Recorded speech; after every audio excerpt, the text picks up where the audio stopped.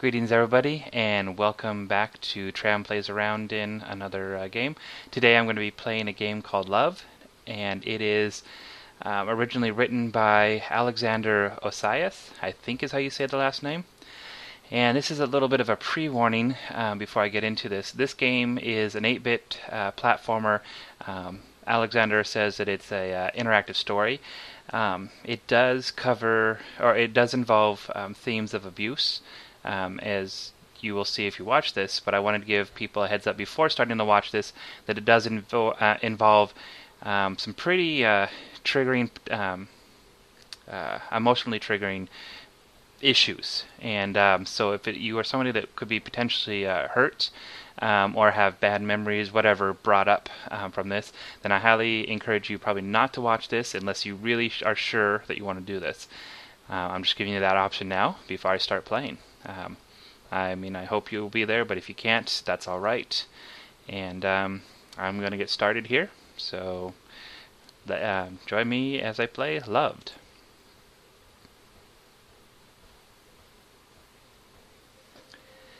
Alright, so starting first step, and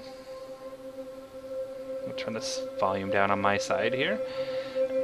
Alright, and so this is Loved by Alexander Ocias Makes Games. It starts out with the music and our first question. Are you a man or a woman? I typically consider myself male, so we'll go with man. No, you are a girl, says the overarching text. Will I teach you how to play or not? Now mind you, this is where, even from the get-go, this is where the abuse starts, if you will. It's already misgendering us from our chosen gender, and this is a very big thing, particularly if you are trans or if you know somebody's trans. There's way too many people who will automatically go, no, you're not. You are the gender you were given at birth, what the doctor said you were, and that's a problem. And then the next question here, will I teach you to play or not? Well, I'm going to say, sure, play, I suppose. You do not deserve it. And we're thrown in the game, not knowing how to control. If we can sit here. Now, I know I've played this a few times, so I know the controls, but my normal instinct is to go to the A, W, S, D keys that are on the left-hand side of the keyboard. But if you press those, you're told, as you can see here, I'm wrong. Or you are wrong, but in this case me. In fact, you do play with the arrow keys, and you can go left and right. Crouch and jump is the up key. And you may notice a little lag. That's not so much the game as my recording for whatever reason. Just the way my PC is, it's not all that strong, and this is not a really intensive game, but trying to record and do anything always tends to slow it down a little bit, but it plays fairly smooth. Jump over the pit of barbs. Now this is where the gameplay starts, because you notice you can't see their barbs, you'll see the red things. As soon as I jump over it, the world becomes a little more clear, and you see the spikes show up, and there's the re-information that I am in fact a girl. Whether or not I actually am, this character is an 8-bit creature. It's androgynous, for lack of a better term. Those could be ears, that could be a bow, doesn't really matter. And there's the title of the game. And the idea, touch the statue and I forgive you. I'm going to go through this first part of the playthrough with doing everything the voice tells me to do. There is another part of the game where you completely ignore it, or you choose what you're going to listen to, and the game will change according to what you do or do not do. So this one, we're going to do everything the voice says, and you can watch how somebody who just submits to being told whatever they do, it just leaves you feeling wrong. So it says hit the statue, but it looks like a green dot to us. A little ding, and you can see there's a statue. One thing I like to point out, sound effects in this thing are amazing. By that I mean they're pretty standard 8-bit sound effects, but they just are harsh. The music's kind of mysterious, and the sound effects, when you fail, and I will fail, you will hear lots of failure, it pops, and it almost sounds like you go to shatter into pieces and pops, and it just shows how fragile a person's sight can be with just the littlest of touch, really. And at least that's how I'm seeing it being portrayed in this. I must travel the lower path. The higher path would be easier and less dangerous, but we will follow what the voice tells us to do. Okay, we see a red thing. We don't know what it is. Ow, it hurts. We know it hurts. But you can see with that pop sound effect that I heard, where it just sounds like a balloon popping and then glass shattering, and it's effective, and the person going to pieces. I mean, everything about this is very symbolic, and I think it works beautifully. I think I'm going to end up having to put a death counter up here. I mean, there's no lives, so it's not like I will get a game over from hitting the spikes, but gives us something to look at other than just this, I suppose. And also, sorry that this thing is so small on the screen. That's literally the that is the size that I play it at, and there's no real way to increase the size. So it is a browser-based game. Over the spikes, come on.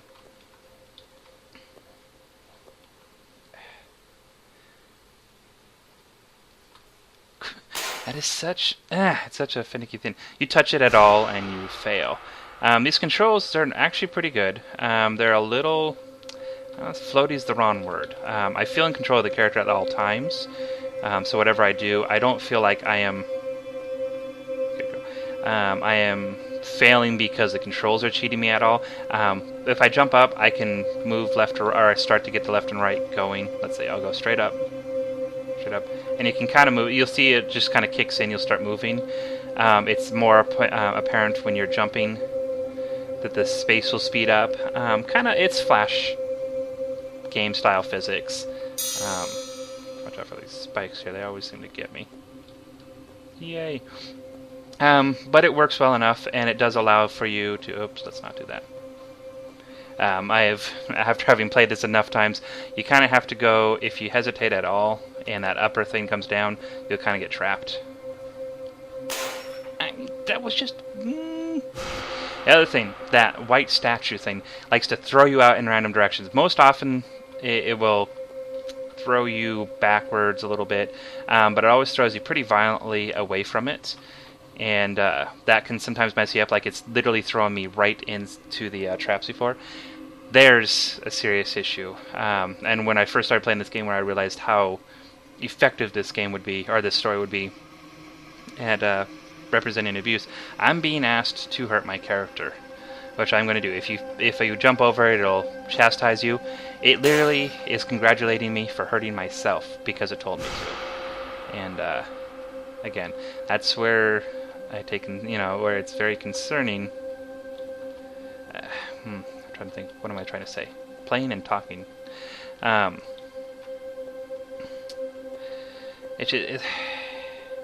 That's a huge issue with abusive relationships, is the person doing the abuse will sometimes ask you to do things that, or demand you do things that are actually counter to your health, to you being, to your well-being. And then there's things like this. Do I own your body or your mind? Neither one of those are necessarily attractive options. I don't know, we'll go with body the first time around.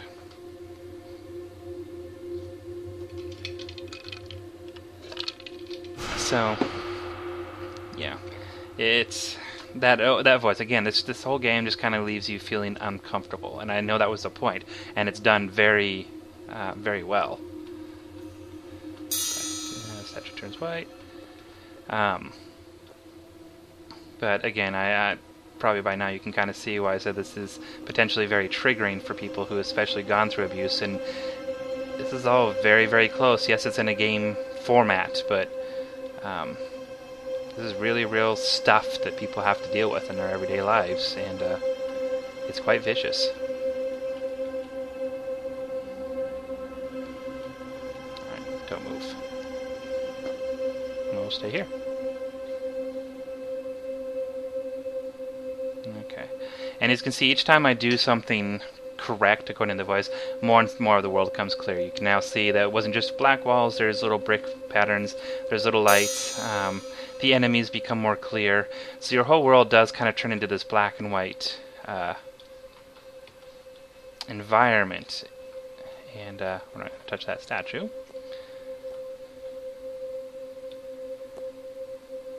And we're allowed to touch that one. And so as you can see, the world gets a little more detailed, but it also gets more grim. Just more and more stuff shows up. It's kind of falling apart or rotting, and that's annoyingly placed. Go this way. So there is, I suppose, a level of comfort, or crap. Soon we'll see each other. Are you excited or frightened? Oh, let's say excited. So am I. Actually, not all that comfortable at all. Sorry. Anyway, but as you can see, the world becomes do not fail. Now that's a fun one. Like, there are spikes, there are traps. The chance of me failing is really high. But to appease this this voice or this text, I've got to do my best, and hopefully that's enough. And if not, probably get yelled at. Fortunately, this platformer is actually quite... I mean, there's all these obstacles after you. And ta-da! I mean, so this is very simple. There's a reason why it is, say, this is a story versus game, really. Are you a boy or a girl? Well, I'm going to say girl because that's what it's been telling me I am this whole time. And it says, no, you are a woman. Just because I've appeased it, I have now become its thing. Whoops, I'll try and click. I loved you always. And that's where the name of the title comes in. And we run up this hill, and I guess we get a cookie or a coin. Good job. This is our reward for basically not being ourselves. Something else I hadn't noticed. The screen gets really wobbly here. The wobbling is not me. Like you've noticed, the camera kind of pans around. Well, I'm just standing here, and it just keeps panning. And as soon as I jump for the coin, that's the end. Like I said, there is another part to this game. There's actually two endings. I said there's 2.5. The half ending is very similar to the ending we're going to be getting now. But you can choose to follow and not follow according to what you think is going to make your games easier. Last time I did a man. I'll give you the I'm a woman text this time around. So now a boy. And again, it doesn't really matter. Well, you didn't teach me to play last time, so I'll say not. And it tells me I will fail. Haha, to you, I've already done this. I know what I'm doing.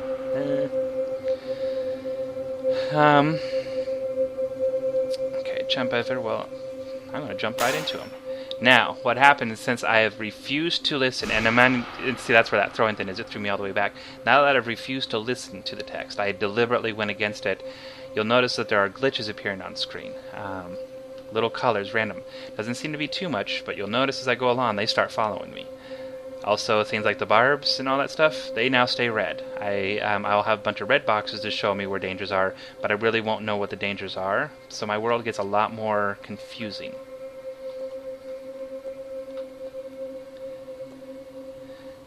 Touch the statue and I will forgive you. Well, I don't want your forgiveness. Go away. And as you can see, the more and more I refuse to listen to the text, even endangering myself at points, but it's my choice this time. And sometimes the only choice, sometimes it leaves you feeling like the only choice you can make is to rebel, and even to the point where it might hurt you. Now, as you can see, now the color is surrounding me. It's making it. It's added more color to my life, but it's also chaotic. I don't know what anything is. Things kind of don't make sense. Are these dangers? Are they? Is it just a plain path? There's a whole lot of questions now. And when I first played this, I actually started getting worried that if I stayed too long, it would actually start to distort my character and potentially hurt it that way. So there was a huge amount of urgency when I first started playing this. Notice the statues now are just green. green things. You don't actually, you can't tell that they're a statue. They just are there. Shoot, I know. That was my failure there. That's why I said you have to go, remember to go at the right time there. Yep, I'm going to die a lot. Okay, they both went at a good time. I will say one thing, by seeing the barbs as they're red now, that actually makes it almost easier to see them and tell things like this, where now this is where I started getting really concerned and thinking I was going to start getting trapped by all the bugs. I did body last time if I remember, so I'll do mind. Bake for me, yay. That. And again, now, like, it's hard to see even where those statues are sometimes now. And so, again, your pathway becomes a whole lot harder to do when you can't really tell what's what. And, like, yeah, you've probably noticed since things are, like, one-hit kills, essentially. None of the bugs are actually hurting me. It makes the platforms hard to see. Excuse me. And it just makes a whole lot of confusing chaos. Also, you notice there, when I was saying the random throwing thing, sometimes it does things like that, and it'll actually throw you right into an enemy, so you have to restart. And there's a few times where I've got trapped in this weird loop, where it just basically kept killing me until the enemy moved a little bit. Or decided to throw me a completely different direction. So you are kind of at the whim of the statue beating you around, essentially.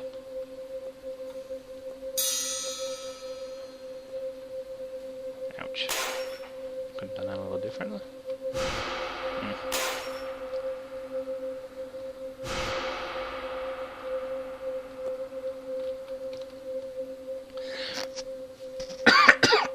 Excuse me. There's a little bit of dust in my throat here. Yep. And so now, the more and more I don't listen to it, excuse me, the more vicious the insults get. So, you know, there is all that, too. You will notice, though, at one point here, that there is a point where I'll have to appease the voice no matter what I try to do. I'm in trouble. There we go. When it tells me do not fail, you pretty much have to not fail because you have to go through it, and the text stays up there the entire time. So there's one point you have to appease, and I guess it'll try to make friends with you again because, hey, I knew that was there. I knew I shouldn't touch it, and I did.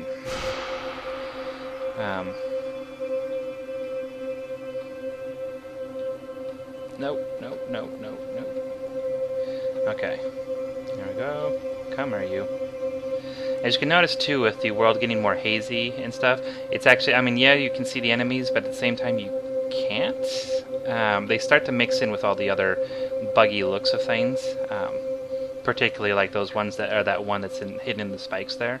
I don't see half the time unless I'm looking very closely. So we will soon see each other. Are you excited or frightened? We'll be frightened this time. Then it will only be more enjoyable. So, yeah. Do not fail. So this is the one where I pretty much have to do what it says. I can fail. And it will keep insulting me. It really doesn't mess the world up too much more. It will just keep yelling at me and telling me I failed, which is obvious. But without even offering, there is no assistance offering. I'm a horrible creature for failing. And so there's that ever-ending, I cannot please it type of thing that can be very frustrating. But when I do please it, even though I don't want to, it's for my own survival. It basically congratulates me. Or in this case, now it's my fault. It's been trying to hurt me this whole time. It's been yelling at me, but it's saying I hate it. And I mean, maybe I do, maybe I don't. That's not really the point. But it's blaming me. Now it's the victim blaming, and it becomes a very passive-aggressive attack yet again. And I have seen this happen. Fortunately, I should say this right now. My parents were awesome.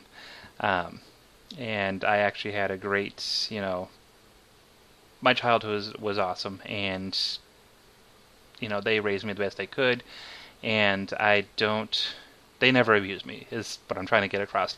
My brothers and sisters, same thing. But I have unfortunately had friends. I mean, and unfortunately in the sense that they had to go through it, and there's nothing. As a kid, it's you can't do. You feel like you have no control over anything. But I have had friends that went through. They had to hear this from their parents, and it's a really frustrating. It's a very scary, frustrating spot to be, and you're not sure how to help them.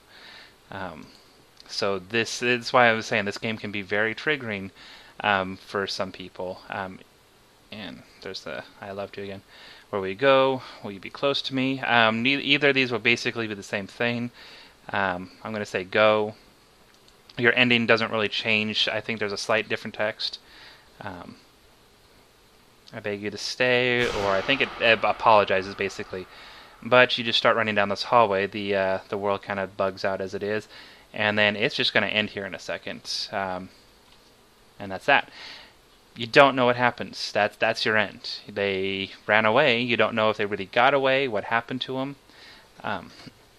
Itchy. So yeah, and that was loved, and I think it's a brilliant idea. It's a